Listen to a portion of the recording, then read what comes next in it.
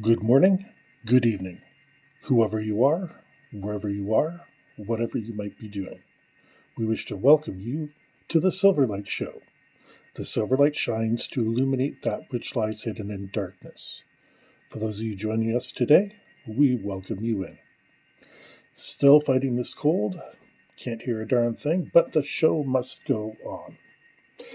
Private Travis King.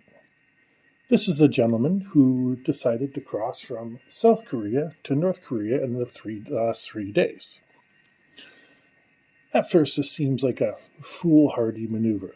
I mean, most people who have a lick of sense in their heads wouldn't charge what do you call it, a demilitarized zone with machine guns, mines, and all that sort of stuff both ways, especially on the bridges and paths that connect them, because that's where the soldiers know to train their rifles.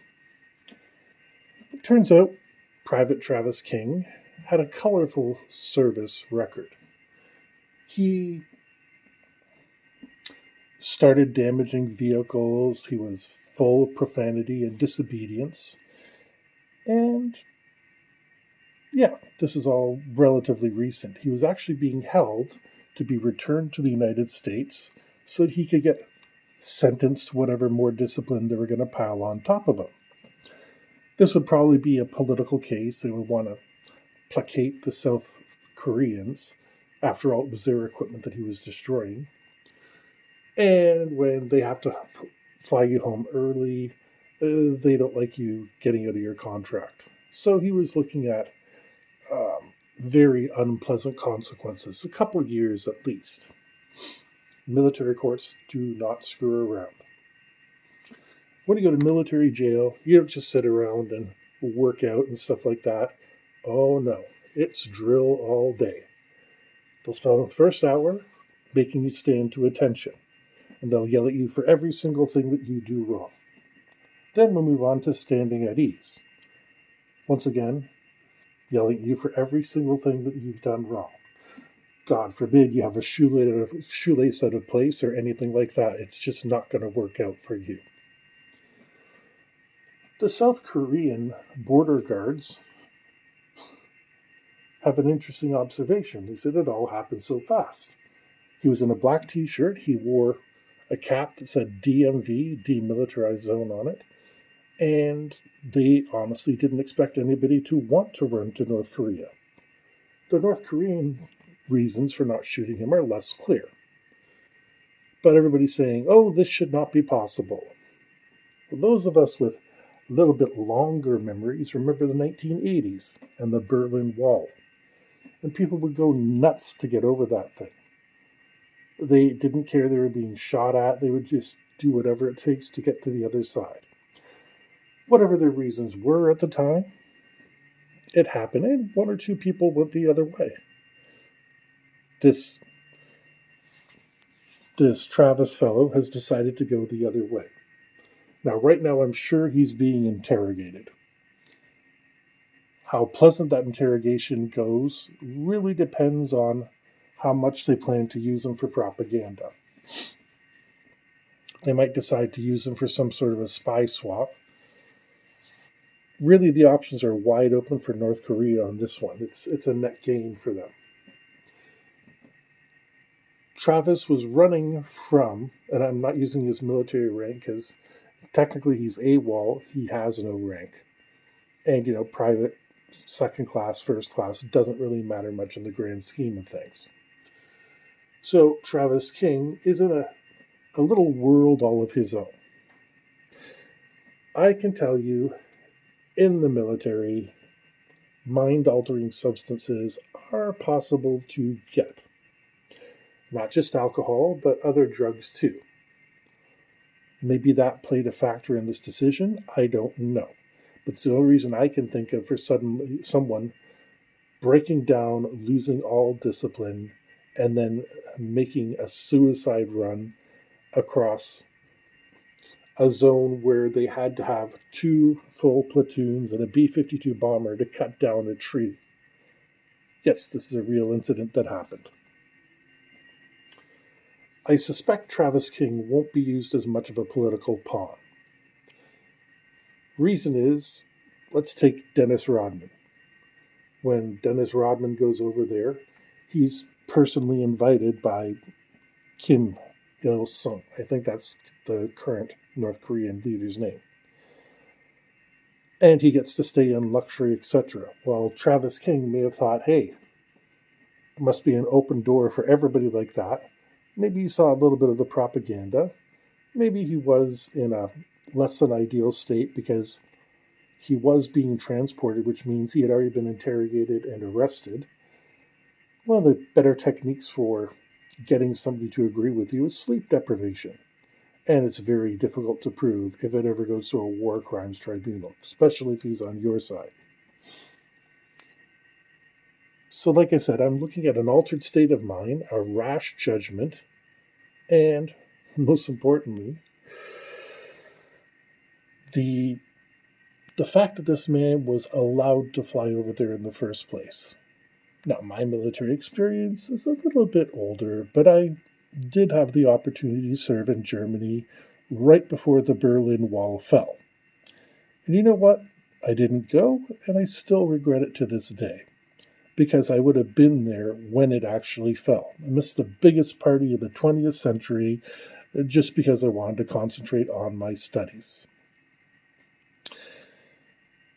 But they do all sorts of security. Like, first of all, you have to go through extra security clearance, not just top secret, not just intelligence, but they want to make sure you're a stable individual because, let's take Germany, for example. They don't want you going around fraternizing in all the local bars, getting into fights, stuff like that. They want to know you're a fairly dedicated soldier. The same with South Korea. And I'd say that the Asian countries, they're a little more sensitive with now because of all the nasty things that have happened in Japan with U.S. soldiers stationed there. I don't want to go into that, so you can just Google that if you like. So they'd be doing at least a basic psychological profile on you, at least. And then after that, they go through and pick the best of the best. So Travis King was one of the best who was volunteering to go. Because when they draft you, they send you to the real terrible places generally. Syria, wherever the United States has troops at the present time. So he obviously volunteered because you do kind of get to pick your duty if you volunteer. South Korea, especially given the animosity with North Korea, who has artillery right on the border ready to obliterate Seoul, who has at least a few functioning nuclear weapons and rockets capable of delivering them. We can argue all day on how good they are, but they still have the capacity. This is an interesting decision. Like the border guard said, I can't believe anyone's going in that direction. We're looking at this in the wrong way. We're looking at a man who's desperate to flee. Because, who wants to go home and go to jail? Nobody. And you're right next to a border. Well, I can tell you, there's lots of ways to get over a border. About 8 years after the Iron Curtain came down, I happened to be in one of the places that was formerly heavily guarded. And, well, heavily is relative, but it was a watch point. From the Czech Republic, I could see into what was West Germany before I got there. And heck yeah, I could have made it across there easily. Wouldn't have been a problem in my case. But for Travis King, he went right through the lion's den when everybody's looking at him. The mines have been there for 50 years. Like, it's just an absolute, utter act of desperation. And like I said, I bet he's no better off. For all his tricks, he's either going to get traded back or he's not going to get the Dennis Rodman treatment. They may have him make a couple pronouncements denouncing the U.S., which he'll be able to say later they forced him to do. And he might get some favors because of that. Now, favors, I mean an extra bowl of rice.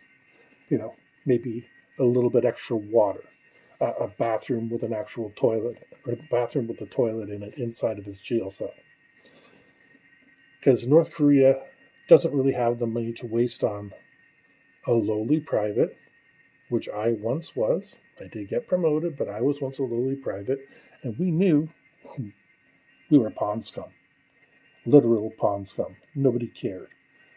So unfortunately, Travis has just jumped from the frying pan into the fire, and he's going to discover, in the worst way, fleeing to totalitarian regimes is not necessarily a good way to get sanctuary. Probably would have been better to claim, yeah, he had a mental breakdown, he needs help, he's getting it, and throw himself on the mercy of the court back in the United States. My personal opinion. Since he didn't really hurt anybody, I'm hoping he gets out of this okay. I'm hoping he gets the help that he needs, whether it's pharmaceutical help, whether it's psychological help, whatever it is. And yeah, I just there's so many bad things in this situation. Only one of them is good, and there's like 15 options that are bad, and we've gone through a few of them. So let's just hope at the end of all this, everybody gets back to where their home is, and everybody gets to laugh it off at the end of all this. Now it's unlikely because, boy, I don't know what AWOL on top of all those other charges does, but yeah, he's in for a hell of a time no matter where he is. With that, we hope you enjoyed this episode of the Silverlight Show. If you did, please hit like, share, subscribe. Don't forget to click the bell. My hearing sucks, it's affecting my speech. The bell down in the corner so you can be notified anytime a new episode is uploaded. And we hope you have a fantastic day.